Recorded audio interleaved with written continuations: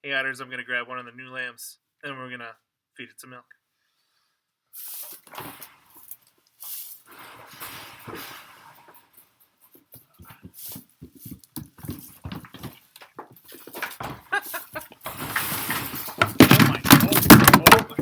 Okay. See, they get kind of crazy. They're new lambs. They're still scared. Hold on. I'm going to grab one here. Come here. Once I get her on the bottle, she'll be fine. Okay. Here we go. Here's the milk that I feed them. All right. This one's name, and my kid named him this morning, Roz. This one's name is Henner. All right, and once she gets on the bottle, she's fine. But Henner had a mom that didn't want to feed her. So, like, sometimes moms just decide they don't want to feed their kids, or that they have too many, and then they try and kick them out. So I have to bottle feed Henner here. Probably for another week or so. And then she'll start to be able to eat hay and grain. But this is kind of fun.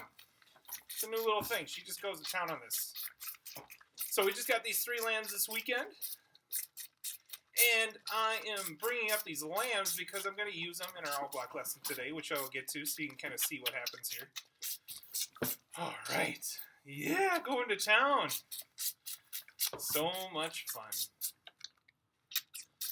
But our all block lesson today, I hope you can pay attention to this while this cute little lamb is drinking, is we're going to be reviewing words with DGE and GE as the endings. Now, we went over these earlier in the year when we use each spelling.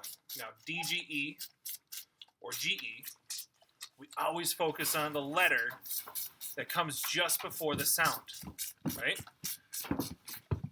So the letter that comes before the sound, if it's a short vowel like ah, we use DGE, all right? So like in the case of budge and dredge and pledge, all right? Those are all short vowels that come just before the DGE or GE. But in the case of where we have a consonant that comes just before the just sound, it's going to be like such as N, if we have like range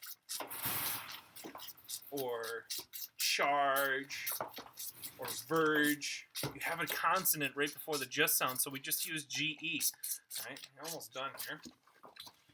Kind of fun. Yeah, sucking it down. So I'm going to give you guys 3 words to spell. We're going to go over it again here in a second when she's done. Can you hear that? Another thing, too, is we have to keep them and the goats separate because the goats don't really particularly like them yet. They're little, and the goats have been charging them and putting their heads right into them. I don't want to get these guys injured at such a young age. So we're keeping them separate. So I kind of made what I'm in right now is kind of a separate containment area that I've just put together in my barn. But just to go over this again really quick, we have DGE and GE. So you see in the case, we always look at the letter that comes right before the just sound. All right? And what we have here is we have a short vowel, E. Hold on, I'm going to let my daughter in really quick.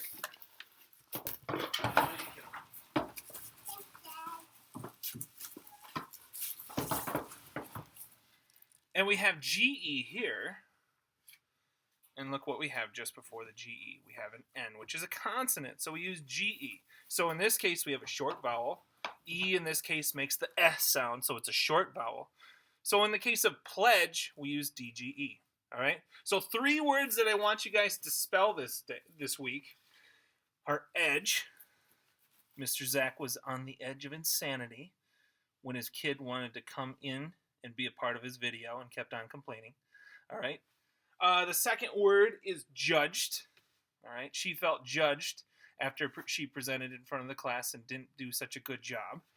And the last word is charging. The goats were charging the lambs when they came into the barn.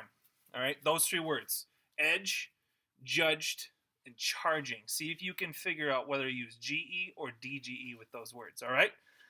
Those are the 3 words. The other thing I wanted to go over today is this semicolon. Now, you've probably seen this on your keyboard before, and you're like, what the heck is that? What is that symbol? That's called the semicolon. It's kind of like a dot up here with a comma down below. Now, we use a semicolon when we have 2 complete sentences that should essentially go together, all right? Now, when you write a sentence about a subject and a verb, you always want to introduce what the subject is, like that girl, or my mom, or Jenny, or Charlie, all right? Now, if the 2 sentences kind of go together, I don't always want to reintroduce that person. So I can use like a pronoun like they, or her, or him, or they did that, okay? So I don't have to reintroduce everything. So here's an example of how I use a semicolon. A semicolon is a lot like a period. It actually is kind of like a period, but it's where I want to show that these 2 sentences are directly related, all right? So this first one I have, the large goats did not like the lambs. They, meaning the large goats, I don't want to say the large goats again, they were on the edge of madness, all right? And then I put a period at the end. So it's almost like one whole sentence. One whole sentence. And then I keep them separated by a semicolon. All right? Hey, Rez, please stop cheating. Stop.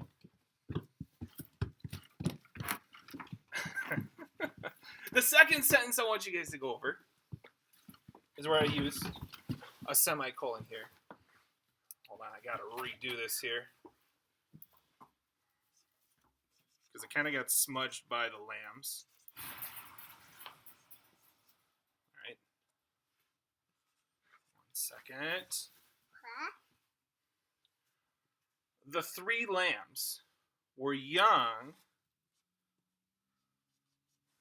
The 3 lambs were young in age.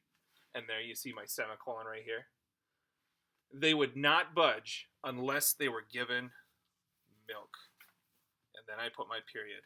So do you see how they refers to the 3 lambs? Well, I don't want to say the 3 lambs again. That's too much. So instead, I'm going to use a semicolon right here, and then all I have to do is say they, and people can understand that I'm referring to the 3 lambs. So what I want you guys to do is I want you to write at least one sentence that is a subject-verb sentence with a semicolon that separates, and then another subject-verb sentence, okay? So your sentence should have something like this, they. They would refer to your subject, which is the 3 lambs, in the first sentence, in the first part of the sentence. Let's see if we can do this. We might need more review on it, but I trust you guys can get this one. All right? Have a good week. See you later.